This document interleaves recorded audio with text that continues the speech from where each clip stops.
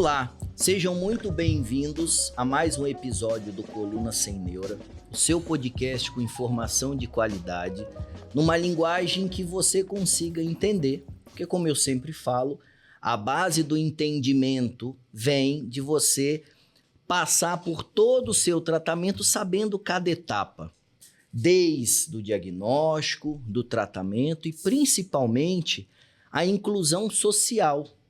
E nesse mês de conscientização do câncer de mama, é um prazer muito grande compartilhar com vocês dois profissionais que eu aprendi a admirar muito nessa trajetória, que, obviamente, eles não agem diretamente na doença oncológica, mas eles permitem com que as pessoas voltem a ter uma integração social com uma dignidade muito grande, porque o foco deles é autoestima e melhora da qualidade de vida. É um prazer imenso ter aqui você com a gente, Dirceu, e você, prazer, Flávia, tá? Eu não quero dar spoiler de quem são eles, eu vou querer que vocês se apresentem, mas uma coisa que eu sempre digo aqui é que toda informação hoje na internet, eu acredito que ela precisa de lastro, né? Então a gente está sendo bombardeado por muitos falsos profetas. Isso vem atrapalhando muito, principalmente um público fragilizado como é o paciente oncológico. Então, antes da gente começar a nossa conversa, que vai ser muito legal, não deixem de seguir a gente nas redes sociais, curta, compartilhe, comente, né? Comente com a gente um pouquinho da sua história. Qualquer dúvida, a nossa equipe vai ter o maior prazer em ajudar. Vai ficar abaixo aqui a descrição das redes sociais, né? Do Dirceu, da Flávia. Mas eu queria primeiro, Flávia, que você comentasse pra gente quem é a Flávia. Então, a Flávia, muito prazer, né? Para você que não me conhece, eu sou uma micropigmentadora paramédica. Na verdade, eu venho da saúde. Eu era uma instrumentadora cirúrgica que trabalhou durante 17 anos como instrumentadora, assessorando a parte da reconstrução mamária em pacientes oncológicos e não oncológicos. E eu via uma necessidade muito grande de atender uma demanda de tratamento de cicatriz. E aí aquilo acendeu, né, aquela curiosidade, mas foi deixado em segundo plano. E passaram-se muito tempo até que eu decidisse sair da área da saúde e migrar para a paramédica. A paramédica veio como um plano B que virou o plano A e que hoje faz o meu coração acelerar de uma maneira que eu não tenho nem palavras para justificar o que o meu trabalho proporciona para mim. Quando as pessoas pensam que eu estou fazendo algo que é muito maior para o próximo, elas fazem para mim. Então, é uma troca muito grande. É atender hoje a demanda de pacientes que perderam as areolas por conta do câncer de mama ou para cirurgia plástica após uma mamoplastia de redução, uma cirurgia de prótese, uma cirurgia de mudança de gênero, porque eles também sofrem por conta dessa ausência de areola. Então, esse paciente também é atendido. E aí veio uma outra demanda, que era a primeira em questão, que era tratar cicatriz. Quem não tem cicatriz para tratar hoje? Desde o paciente que faz cirurgia geral até o paciente que faz a cirurgia de cabeça e pescoço. Todo mundo tem cicatriz e essa cicatriz relaciona normalmente um gatilho de dor. Então, isso trouxe uma necessidade que não existia um profissional em Vitória que fizesse isso. Existiam tatuadores, existem tatuadores. Mas a Flávia não é uma tatuadora. Então, o primeiro passo a se entender eu sou uma profissional da saúde que migrou para a paramédica, que é uma técnica de tratamento associado à camuflagem ou não, que reconstrói a areola e reproduz próteses de areola para quem perdeu a altura da mama, a projeção do bico, né? Aquela altura de um lado tem o bico, o outro lado não tem. E aí vieram outros serviços que foram agregando. Atender o paciente SUS, distribuir areolas adesivas. Então, a Flávia é esse profissional que vem para atender uma demanda de toda e qualquer cicatriz, mas também uma demanda de todo e qualquer paciente que tenha necessidade de reconstruir parte ou total, ou corrigir uma borda, fez uma ginecomastia, ficou com uma cicatriz. Aquilo me deixa constrangido como homem, para tirar a camisa, porque eu não quero que ninguém saiba que eu fiz.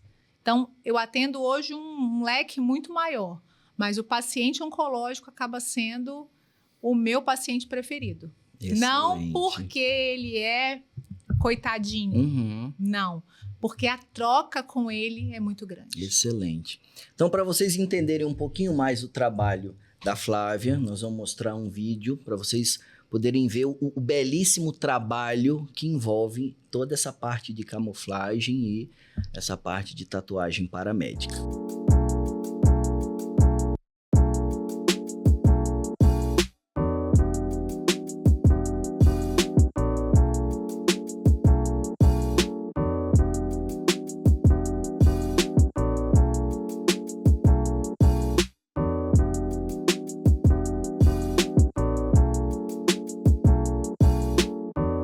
Agora, Dirceu, obrigado pela sua presença. Fala para mim, quem é o Dirceu? O Dirceu é um cabeleireiro há mais de 40 anos. Há pouco mais de 20 anos atrás, eu comecei a ver a necessidade de perucas no estado, porque tinha acabado, né? Não tinha esse recurso para pacientes oncológicas. Daí eu comecei a trabalhar com peruca e aos poucos fui me especializando. A partir do momento que eu montei lojas e criei uma estrutura maior, eu assumi a parte social também, porque sempre trabalhei com trabalho social. Daí comecei a fazer isso também e hoje a gente tem parcerias com os hospitais, parceria com a FEC. Eu sou mantenedor do Hospital Evangélico há 13 anos e desenvolvo esse trabalho assim com muito louvor. Além desse trabalho, nós temos também eventos que contemplam o paciente quimioterápico, principalmente o paciente quimioterápico em vulnerabilidade social. Nós temos o ensaio fotográfico Você é Única, que não é necessariamente para paciente em vulnerabilidade social, mas leva aquela alegria, né? Aquela interação, autoestima para o paciente em geral, que acontece um pouco antes de outubro, e posteriormente este ensaio fotográfico fica até o final de outubro no Shopping Vitória em exposição. Depois, uns dias à frente, a gente tem o Circuito Rosa, que já é para pacientes em vulnerabilidade social. O Circuito Rosa, a gente leva essas mulheres para as montanhas, elas têm um dia de princesa, assim vamos dizer, né? Café da manhã, em Domingos Martins, para fotos, e a gente tem o restaurante em Pedra Azul que nos recebe. Esse ano vai ter até o balão também, que elas vão ter alguns sorteios do balão para participar, né? E assim, é muito interessante. No final de outubro, a gente faz o Chá Rosa, que eu creio que esse ano é o 10º Chá Rosa, em um restaurante. O ano passado foi no Camarada Camarão. A gente faz e apresenta todo esse trabalho que foi feito e a emoção que a gente conseguiu levar através dele a todas as mulheres que lutam contra o câncer.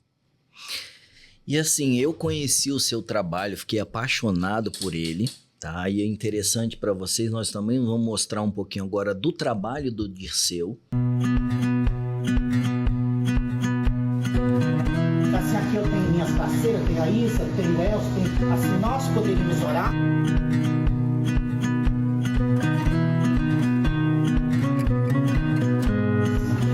Graças do Espírito Santo ser derramado nesse lugar.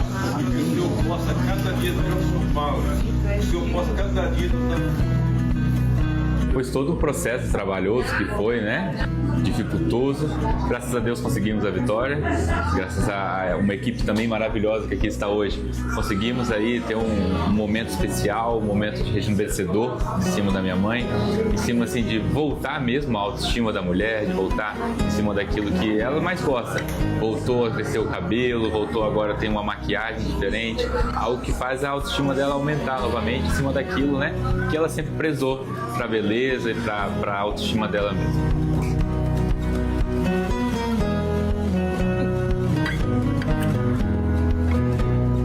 Glória a Deus! Glória a Deus! E glória a Deus! Agora, ver o vídeo é legal. Agora, conhecer o trabalho de vocês é ainda mais interessante. Agora, uma coisa que eu vejo, foi o motivo pelo qual até eu criei o podcast é que, assim, eu dou um valor muito grande ao que é da terra, o que é capixaba. E sempre me incomodou muito eu ver que aqui tinham pessoas habilidosas, as coisas eram feitas e muito bem feitas aqui. E aí as pessoas saem daqui, vão para fora, e aí lá fora tem como referência, fala, por que você não fez no seu estado? Porque tem a Flávia e porque tem o Dirceu. Então, eu queria, antes de mais nada, que, por exemplo, quem estiver ouvindo aqui a gente agora, que se compadeceu com isso, que precisa disso, como é que eu faço, por exemplo, para encontrar a Flávia? Quem é que te encaminha paciente? Qual é o perfil de paciente que chega para você? É da rede social? É o contato boca a boca? É uma equipe médica? Como é que faz para conhecer o seu trabalho? Então, os pacientes eles vêm indicados pelo assistente social ou pelo próprio paciente que passou pelo tratamento comigo.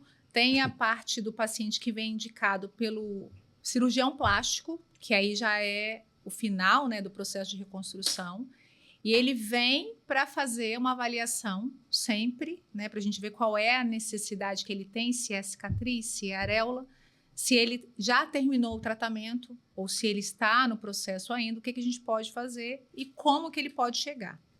Quando eu tenho um paciente que acabou de fazer a mastectomia, esse paciente não pode tratar a cicatriz, nem pode fazer a micro, mas ele pode usar o adesivo de areola.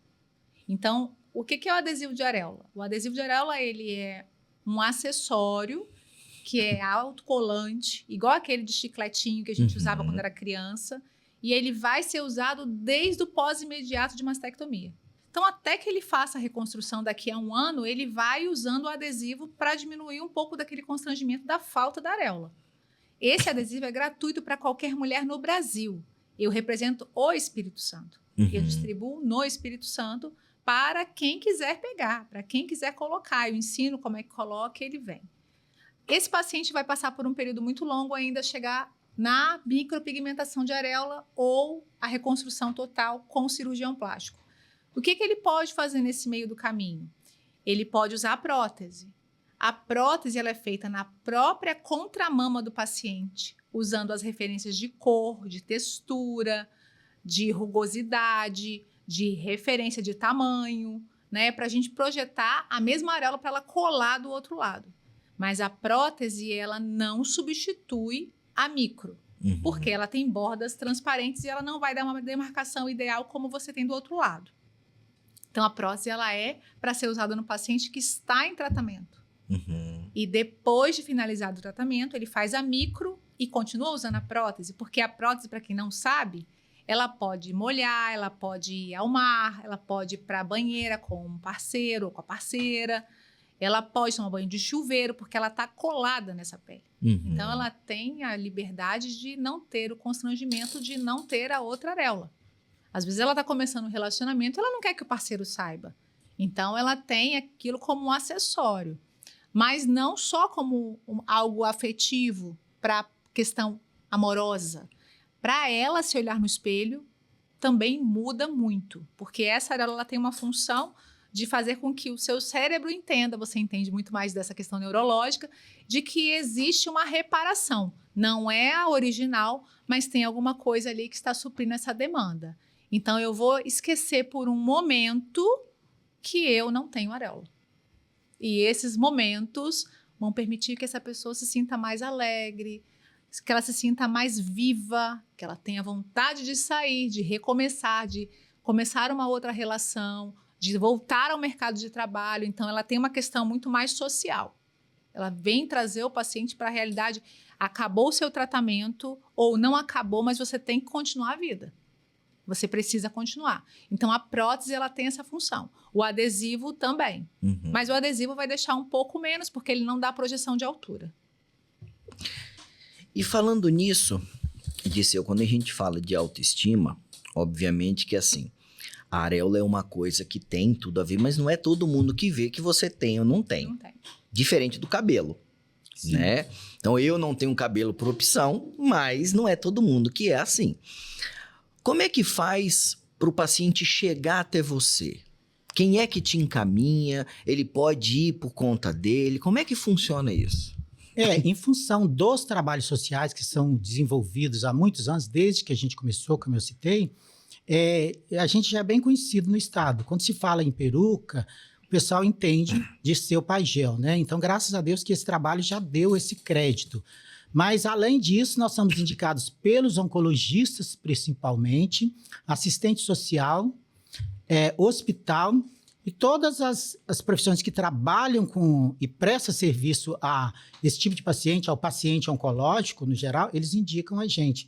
Então, sempre chega e eles sempre falam bem do nosso trabalho para o paciente. E uma coisa que eu acho interessante, obviamente que assim, quando eu pensei em trazer vocês para a gente poder conversar, me pintou a curiosidade de saber, gente, quando é que a gente começou a pensar sobre peruca no paciente oncológico ou sobre tatuagem paramédica? E me causou uma surpresa que, assim, peruca já existe há muito tempo, mas a peruca no paciente oncológico, ela começou a ser pensada mais ou menos na década de 1960, 70, ou seja, é recente. A tatuagem paramédica é da década de 90, foi ontem. E mesmo assim, é um problema frequente e você vê que, pelo menos a percepção que eu tenho, é que isso poderia ser discutido mais, né? Porque hoje, para mim, quando a gente fala de qualidade de vida no enfrentamento do paciente oncológico, e uma coisa que me incomodou, por isso que a gente vem batalhando nesse público, exatamente para trazer essa consciência, é que todo mundo tem pena, mas ninguém quer incluir. E isso para mim é ruim, porque assim, pena é um sentimento ruim que você tem, entendeu? Eu acho que assim, o enfrentamento racional do problema é mais fácil. E aí quando você começa a pensar em dignidade, autoestima, inclusão social, controle de dor, porque o meu raciocínio começou levantando uma bandeira que assim, o câncer normalmente você não escolhe, a dor é opcional.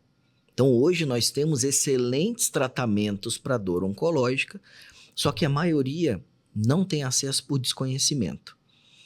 E aí, quando eu vi que, por exemplo, o tratamento da dor oncológica, ele muda a vontade de viver, ou seja, ele muda o desfecho final, porque assim, a morte é inevitável para todo mundo. Isso a gente já sabe desde que a gente nasce. Só que quando você tem uma doença, a sua areia da ampulheta vai correndo mais rápido. Agora, quando você perde o gosto de viver, aquilo é mais rápido ainda. Só que aí, quando eu comecei a trabalhar com essa parte de dor oncológica, eu falei, cara, não adianta só aliviar a dor se aquele paciente não tiver aquele trabalho de autoestima e ressignificação. Porque por mais que você tenha um tratamento adequado, às vezes você precisa se ver bem no espelho, socialmente, assim, você não quer compartilhar com todo mundo aquilo que você está passando.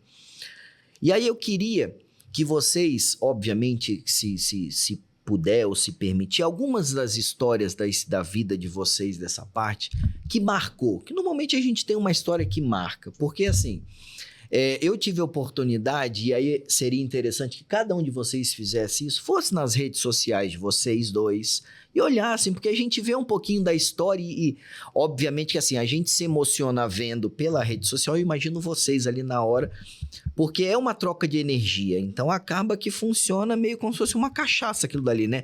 Você vai querendo cada vez mais.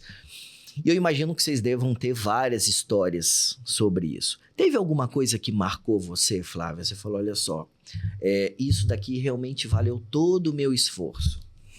Teve, claro. Vão passando na sua vida pacientes que elas fazem aquele esforço, aquelas madrugadas que você passou estudando, as viagens intermináveis, os atrasos, né, a ausência da sua família para você se tornar o profissional que você é. E teve um caso que foi muito impactante. Uma jovem de 23 anos, que ela descobriu câncer de mama ainda na fase... Ela descobriu quando ela estava com 19. E ela tinha um tipo específico que precisava fazer o esvaziamento das 2 mamas. Então, ela teve que retirar, enquanto jovem, as 2 mamas para ficar curada do câncer e para não ter o câncer na outra mama. E essa jovem nunca havia se relacionado com ninguém. Ela não tinha namorado. Ela nunca se relacionou. E aí, quando ela me procurou, era uma paciente do SUS, não era uma paciente da rede privada. Ela não sabia que existia esse trabalho de reconstrução. Quando ela chegou, eu falei, o que você deseja? Qual é o seu desejo de imagem? Porque é isso a primeira pergunta que eu faço. O que você gostaria? Como que era a sua areola antes? Porque eu preciso de uma referência, porque eu não tenho nenhuma das 2. Quando eu tenho uma, fica mais fácil. Quando eu não tenho as 2, eu preciso de referência. Aí ela falou assim, olha, minha areola não era nem muito escura, nem muito clara, mas ela tinha uma corzinha meio chocolate, assim. Aí eu fui imaginando, eu falei assim, tinha textura? Ela falou, tinha textura. Tinha tubérculos, que são os carocinhos? Tinha. E aí eu falei, então tá bom, eu vou desenhar. Você aprovando o desenho, a gente começa a fazer. Fiz o desenho com lápis, tudo, simetrizei, medi, fiz aquela questão toda técnica e comecei a fazer a areola dela. Quando eu comecei a fazer a areola dela, ela se tremia. E eu achando que ela estava sentindo dor. Falei, você está sentindo dor? Ela falou, não, pode continuar. Aí eu falei, olha, estou terminando a primeira mama, vou passar para a segunda. E todo momento ela ficava se tremendo. Eu falei, a sala está fria? Ela falou, não. Não, pode continuar. Quando eu terminei a reconstrução de areola, que ela se olhou no espelho a primeira vez, ela não conseguia falar e ela só chorava. E eu não conseguia entender se ela tinha gostado ou não. E aí eu falei, você não está como você queria? Não era isso que você tinha? Ela falou, não. Eu não me olho no espelho há 5 anos. Então aquilo me impactou já como um tapa, né? 5 anos, eu me olho no espelho todo dia. Essa jovem não se olha no espelho há 5 anos. Aí eu falei, mas você gostou? Aí ela, eu adorei. E aquele eu adorei fez com que virasse a chave, porque para mim eu ainda não tinha entendido que que isso ia acontecer na vida dela. E ela saiu, meio que em estado de choque, coloquei o curativo, dei as orientações, ela foi embora. Quando ela voltou, e ela chegou em casa, eu comecei a receber um monte de mensagens de pessoas que eu não conhecia. Que era a mãe, o pai, a irmã, o irmão, a amiga, a outra amiga, me agradecendo por ter atendido aquela jovem. E eu, sem entender muita coisa, eu falei assim, não, é minha obrigação, fiz com prazer, aquilo foi para mim muito, muito prazeroso para fazer, eu gostei muito de atender, ela é uma menina muito maravilhosa.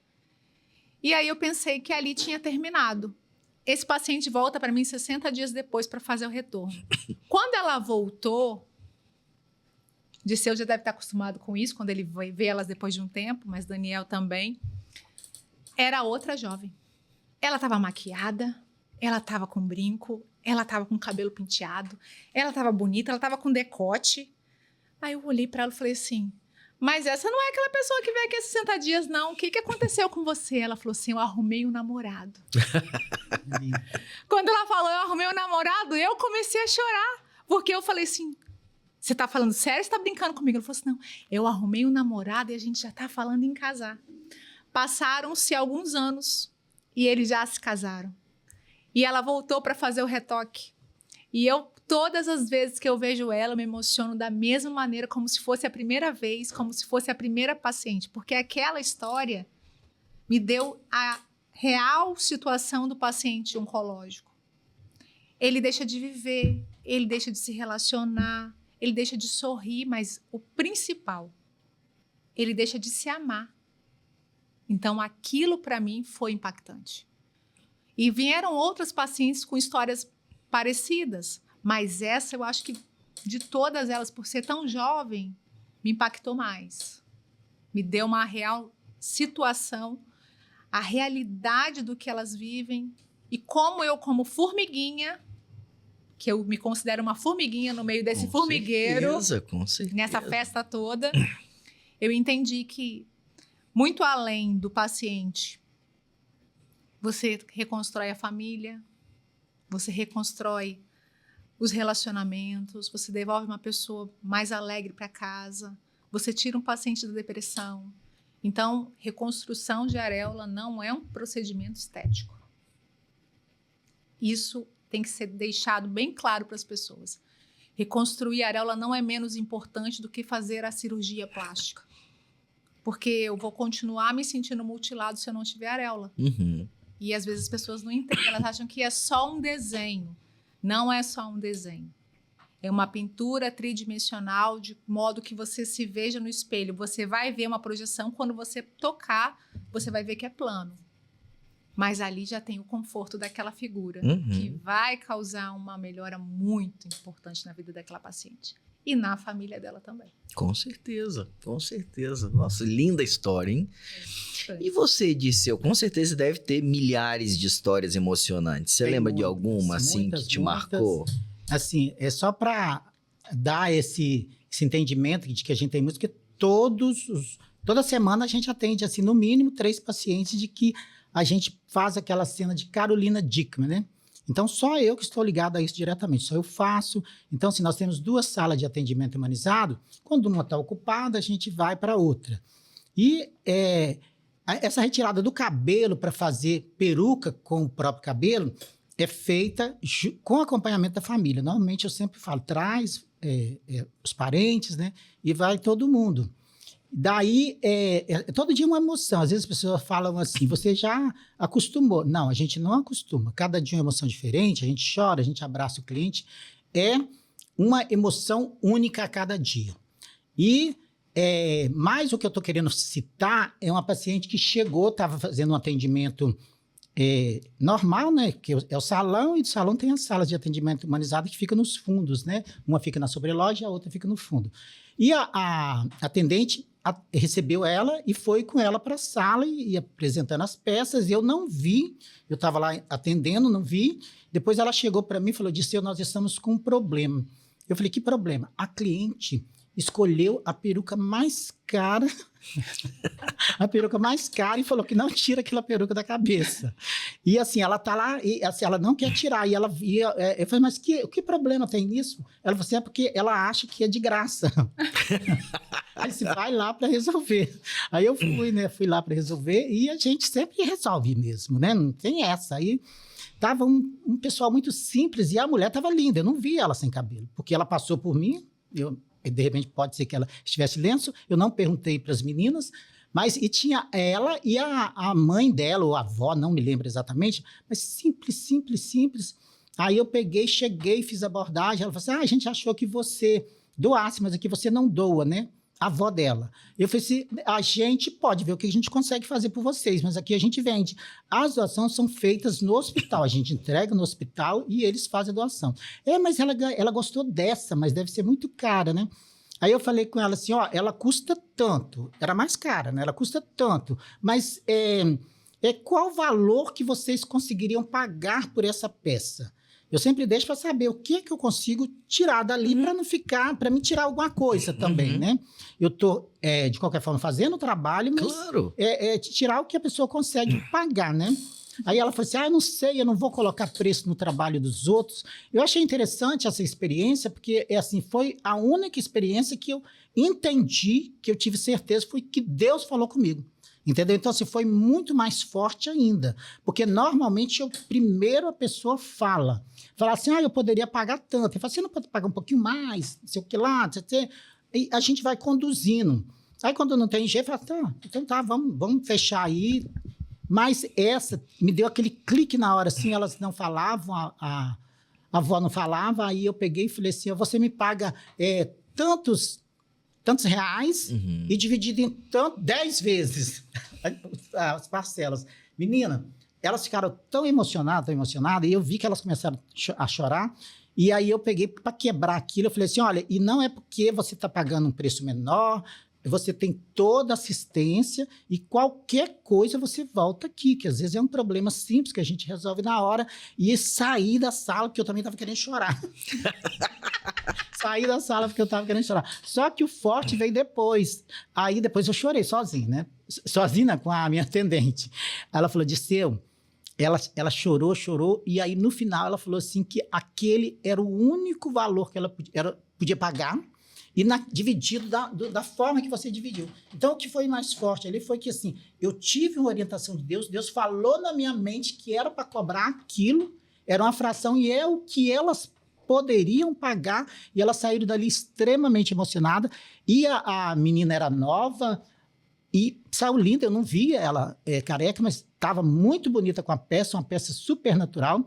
É uma lace que parece que o cabelo estava nascendo da própria cabeça dela e ela ficou em estado de graça. Essa experiência foi demais, assim, exatamente por causa dessa interferência divina, entendeu?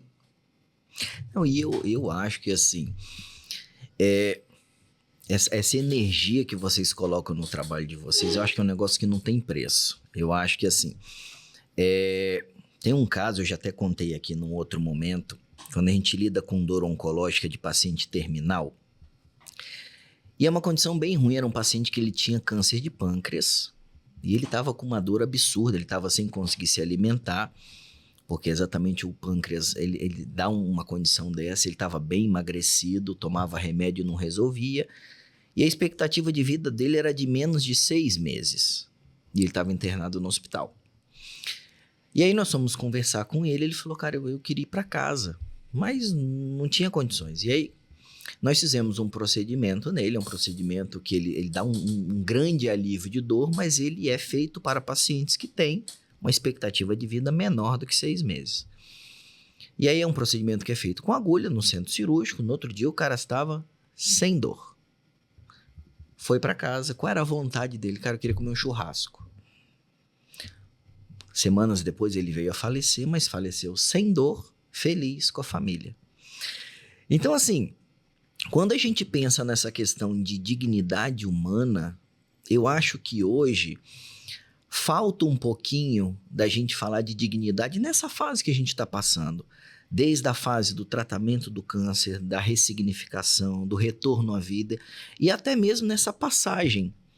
Porque mesmo que você esteja num grau avançado de tratamento oncológico, por exemplo, você pode se sentir bonito, você pode se sentir apresentável, socialmente aceito, porque, infelizmente, a nossa sociedade ela é preconceituosa, ela tem discriminação, então tem esse monte de viés dentro das coisas, entendeu? Então, assim, eu acho isso um trabalho formidável, né? Só que, assim, eu queria perguntar para vocês qual é o desafio que a gente tem hoje, tá? Obviamente eu tenho os meus pensamentos sobre isso, mas qual o desafio que a gente tem hoje no Espírito Santo? Por que, por exemplo, a Flávia não é uma popstar que todo mundo conhece, já que o trabalho é sensacional? Por que o Dirceu todo mundo não conhece? A gente sabe, óbvio, um sozinho não dá conta. Se a gente for pensar... que a gente tem 11 mil diagnósticos de câncer por ano no Espírito Santo, de 2020 para cá na pandemia, a gente já tem aí 55 mil diagnósticos. Então é muita gente nesses últimos anos. Então, desse monte de gente, óbvio, nem todo mundo é câncer de mama, mas a mama é uma das mais frequentes. Nem todo mundo precisa fazer uma quimioterapia, por exemplo, que vai ter uma queda capilar, mas é muita gente. E se a gente for colocar na curva, se todo mundo procurar o Dirceu, você não vai dar conta de fazer. Se todo mundo procurar a Flávia, você não vai dar conta de trabalhar. Qual é o desafio que a gente tem hoje aqui? Eu acho que o nosso primeiro desafio é fazer com que isso chegue a todas as pessoas que não conhecem o serviço da Flávia e do Dirceu. Eu falo porque ainda hoje, mesmo com todas as tecnologias disponíveis, todas as redes sociais, nós somos brecados. No meu caso, o meu trabalho ele não é impulsionado e nem é entregue para todas as pessoas, porque ele é considerado pornografia. Então, quando aparece uma areola lá, normalmente eu tomo um bloco. Entendi. Quando passa a amarela, eu tomo outro bloco. Então, eu já perdi conta, a conta foi banida, já recomecei a conta. Aí as pessoas, elas se embarreram por uma questão muito, muito simples.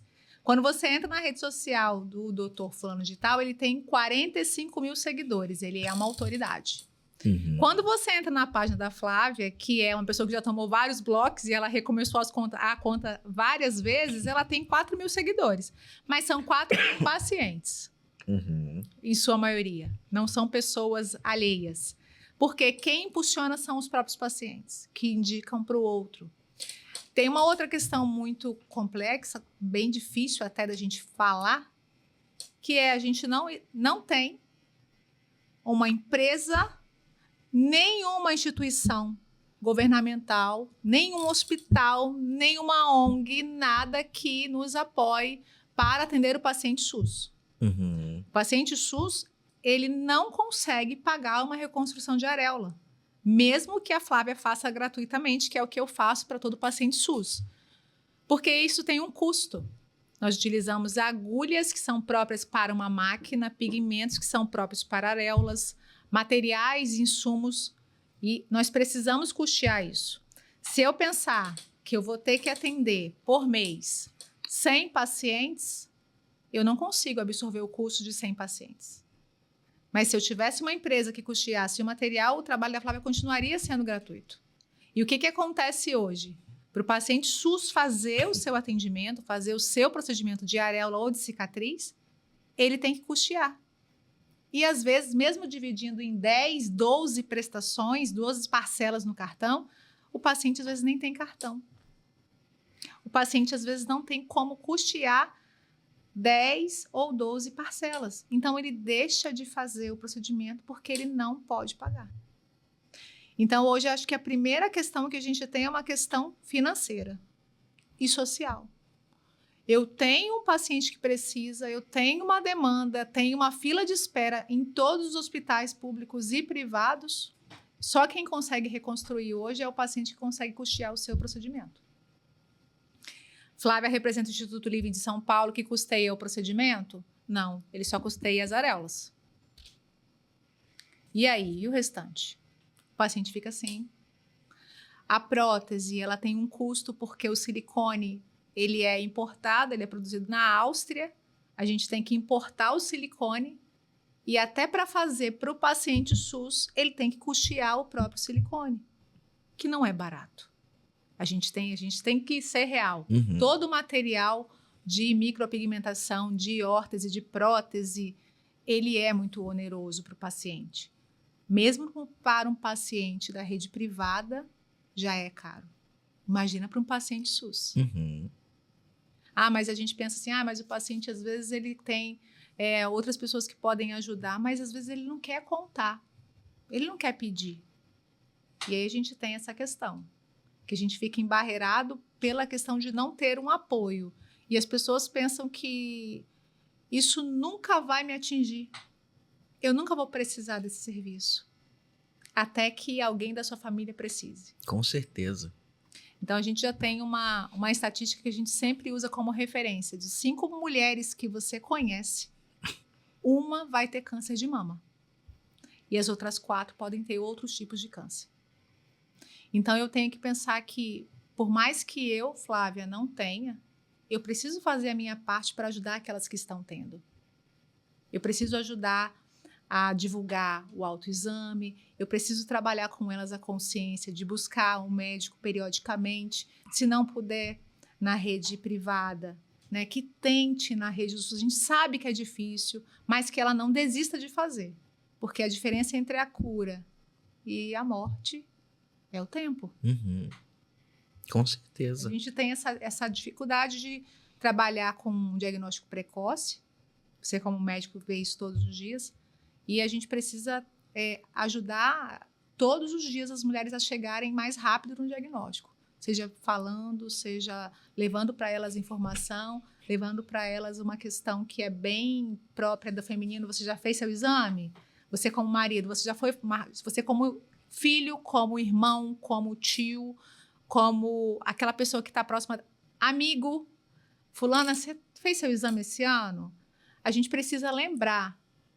Eu acho que isso é uma coisa muito importante. A gente precisa ser o despertador das mulheres. Lembrando que o autoexame, ele é muito importante, mas ele precisa acontecer todos os meses na sua casa. Você precisa conhecer o seu corpo para você saber que a qualquer alteração, Claro. Você vai buscar ajuda. Não pode negligenciar. Se todo assim. mês eu me toco, eu me examino tomando banho, eu vou perceber quando acontecer alguma coisa diferente naquela mama. Mas eu preciso fazer isso todo mês. Não posso fazer isso uma vez por ano, porque pode ser tarde. Uhum. E você, Dirceu, qual o desafio que você vê dentro do trabalho que você faz na confecção dessas perucas? Pois é aquilo que você falou, a mão de obra é limitada, né? A gente não consegue profissional para qualificar. Quando a gente consegue, esse profissional logo sai e prostitui o mercado, fica aquele trabalho que não é legal, que acaba, em vez de ajudar na autoestima do paciente, atrapalha, porque elas nos procuram com aquelas peças que não são legais e fica realmente para baixo, né? A emoção cai muito.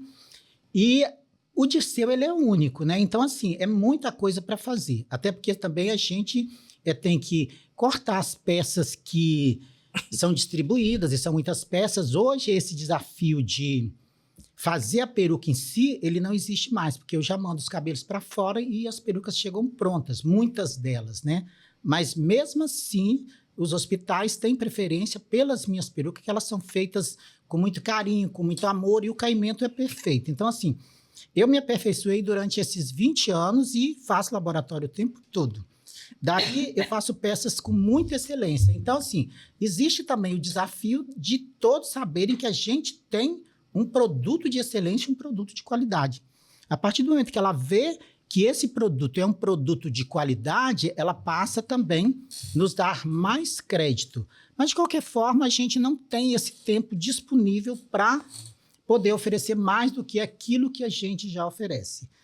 O atendimento aos hospitais, né, que no caso é o evangélico, a gente é mantenedor há 13 anos, a gente tem a parceria com a FEC e tem as vendas também normal. E a gente tem que personalizar as peças com cor, com forma, e demanda muito tempo. Tem dia que eu chego assim, mais ou menos 8 horas até, o shopping abre 10 horas, mas eu chego 8 horas para tentar dar conta. Mas mesmo assim a gente não consegue, não tem aquele profissional especializado, principalmente na parte do corte, né? Que eu fiquei muito qualificado nessa parte de corte. O corte que não depende de escova, por exemplo. As perucas que eu dou, eu corto elas na navalha, que a cliente pode lavar e bater, ela nem precisa de escovar. Isso foi um trabalho desenvolvido ao longo dos anos. Então, assim, realmente ninguém sabe fazer isso. Eu não tenho, não é que ninguém sabe fazer. Eu não consegui profissionais para fazer. Ninguém lá na minha equipe consegue fazer. É um desafio muito grande. Agora, claro que eu, olhando na sua rede digital, a percepção que eu tive, que é bem interessante, que é assim, a pessoa recebe o diagnóstico do câncer, ela vai começar o tratamento, e aí ela vai até você para poder usar o próprio cabelo para confeccionar uma peruca para ela depois. Uhum. Eu acho que, assim, você tem alguns baques numa condição dessa, né? Porque, assim, para mim, eu raspar a minha cabeça, que sou eu mesmo que raspo, não tem problema, que desde que eu passei no vestibular, eu não tenho cabelo por opção, entendeu? Agora, essa parte humana de você já receber um diagnóstico de câncer, você está fazendo um tratamento, e aí você ir lá usar o seu próprio cabelo para fazer uma peruca, já é um trauma que eu vejo, pelo menos a percepção que eu tenho nas postagens é que você consegue montar um ambiente para dar uma quebrada nisso. Né? A gente quebra, mas não deixa de ter aquele impacto emocional muito grande. Na verdade, eu estava conversando com uma paciente um dia desse, que ela falou que assistiu um filme que ela se colocou no lugar da paciente, que eu achei tão interessante aquilo, porque eu não tinha percebido, parecia que era egoísmo, mas eu sempre também me coloquei no lugar do familiar. E ela falou assim, porque normalmente as pessoas se colocam no lugar do familiar. Eu falei assim, Falei, que interessante, eu não falava, eu tinha até vergonha. Eu me coloco no lugar do familiar, porque a dor é muito grande. A gente vê ali todos sofrendo muito, né? Então, assim, apesar de ser a paciente que está ali sofrendo, a dor da família é muito grande. Então, aquilo afeta a gente muito, né? É uma carga de emoção muito grande que eu confesso que eu não busquei inteligência emocional para administrar isso. Eu imagino. Principalmente porque, eu não sei se você teve mais de uma história disso, mas Obviamente que num tratamento de câncer a família quer participar. E já teve vezes de pessoas da família doarem cabelo para peruca do próprio paciente, né? Nós temos até vídeo assim. Exato. Você teve no ano passado no evento? Não, eu vi na sua rede. Mas tem lá a filha doou e ficou lindo, né? O cabelinho cacheadinho e a mãe colocou, ficou muito emocionante. Nós temos o vídeo nas redes sociais. E é um vídeo muito impactante. Porque você, tipo assim, é um pedacinho da família que está dentro do tratamento. E assim, parece uma coisa simples, mas assim, o que a gente sabe hoje do ponto de vista biológico? Os neurotransmissores que inundam o nosso cérebro, a gente achava que isso ficava só dentro do cérebro. Só que existem proteínas que circulam no corpo que têm ligação com esses neurotransmissores e existem células no corpo que respondem a esses transmissores. Umas mais, outras menos, mas quando você está feliz, por exemplo, seu corpo inteiro está feliz, as células respondem a isso. E o nosso sistema imunológico, depois do cérebro, é quem mais responde a esses neurotransmissores. É por isso, por exemplo, que um paciente que está muito deprimido, muito triste, a imunidade cai. E aí você aumenta o risco de infecções. E a gente percebe isso no paciente oncológico. Porque, obviamente, eu tenho a quimioterapia, só que às vezes eu estou usando o mesmo ciclo de quimioterapia, mas a Flávia está ótima, mesmo dentro das restrições, e o Dirceu está para baixo. Exatamente por essa questão motivacional. Então, quando eu vejo o trabalho de vocês, é uma condição que, assim, mostra que esse trabalho de formiguinha, que acaba que quando a gente começou a fazer sozinho, dava mais trabalho, mas eu não vejo a gente mais como uma formiguinha, mas como uma rede de contato que tem um impacto grande aqui dentro do Espírito Santo, porque acaba que a gente vem formando um comitê técnico. Exatamente para quê? Para que as pessoas não sejam vitimizadas com falsas promessas.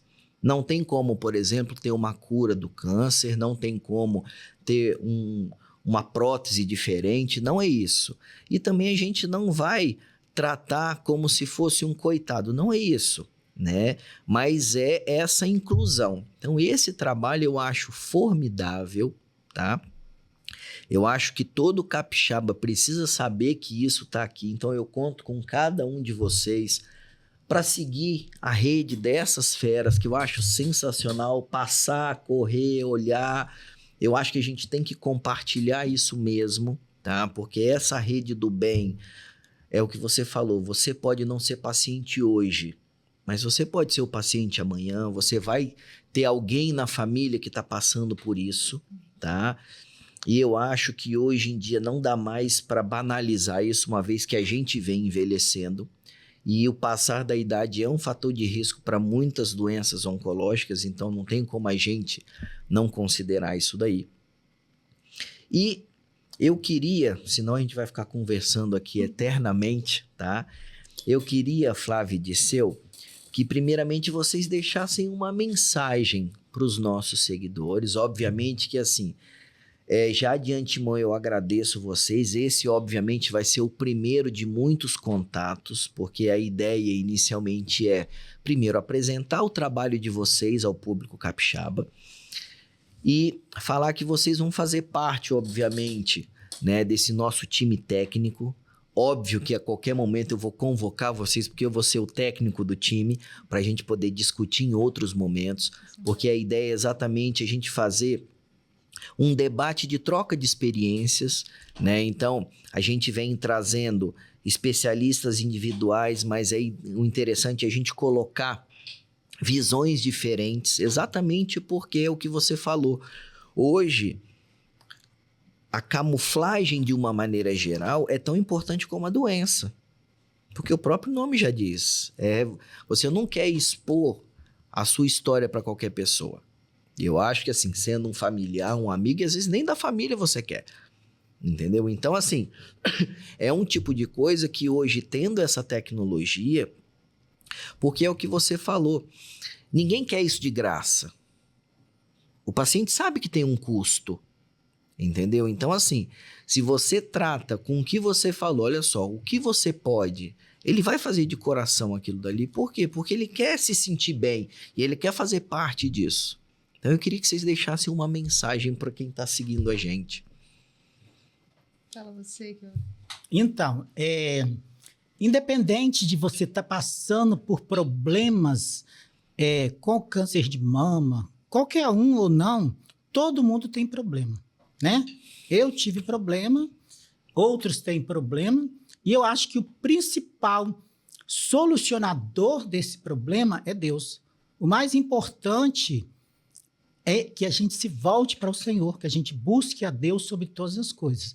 E quando a gente chega no momento em que a gente vê que a gente não é capaz de vencer os desafios, que é o meu caso, eu me voltei para Deus e encontrei com Ele. E tive uma experiência muito boa e tenho vivido exclusivamente a minha fé em Cristo. E eu, como você está me dando essa oportunidade, eu gostaria de falar da fé em Cristo. A Bíblia diz, clama a mim e responder-te-ei, anunciar-te-ei coisas grandes e firmes que não sabem. Então, para você que está passando por esse momento difícil, eu quero que você saiba que Deus é um Deus soberano, um Deus sobre todas as coisas, um Deus capaz de resolver todos os problemas. E te convido a fazer um desafio. Convide Deus para entrar na sua vida e te mostrar realmente aquilo que pode ser mudado e aquilo que Ele quer de você. Porque Ele quer algo de você. De repente, você pode estar passando por esse problema que é um propósito de Deus. Nós estamos falando diretamente com pessoas que lutam contra o câncer ou pessoas que têm família que estão lutando contra o câncer. Então, que você encare Deus, coloque Deus acima de tudo e creio que você pode, através desse momento de luta, que, como eu falei, é independente de você estar lutando contra o câncer ou não, é você ter aquele encontro genuíno e verdadeiro com Deus, como eu tive, e eu estou muito feliz, estou equilibrado, e eu posso dizer com toda certeza que eu vivo uma vida hoje equilibrada e posso crer no amanhã. Amém. Então, a mensagem que eu tenho para você é uma mensagem que eu recebi há alguns anos atrás por um médico que, por acaso, é um médico que me convidou para estar aqui, que era o meu médico, que ele falou que para mudar a minha situação, a minha história de dor, que era uma dor que já estava prolongando aí, que eu precisava começar a cuidar de mim. E foi, eu acho que, a virada de chave que eu precisava e que eu convido a todos a cuidar mais de você. Fazer atividade física hoje não é uma opção. Fazer atividade física hoje é qualidade de vida, é melhorar a sua condição, melhorar a sua longevidade, viver melhor. Mas para você que descobriu o câncer ou que está com alguém que acabou de descobrir o câncer, o que eu tenho para te falar é que você não abandone essa pessoa.